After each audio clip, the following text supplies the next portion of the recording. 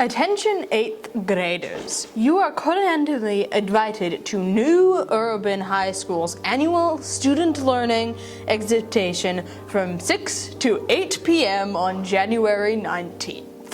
New Urban is an alternative high school in North Clackamas, and it strives to prove relevant and challenging educational opportunities and life skills within caring and positive school climate by developing strong relationships.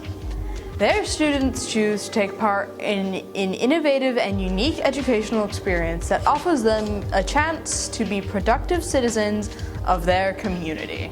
This event will feature student projects, presentations, and artwork from our first semester. Dinner will also be provided. In addition to learning about what makes New Urban so special, you'll be able to learn about the enrollment and application process for next school year.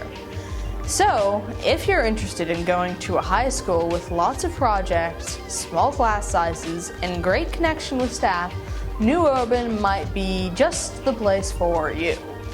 So make sure to head to the annual Student Learning Exhibition from 6 to 8 p.m. on January 19th. Bye-bye.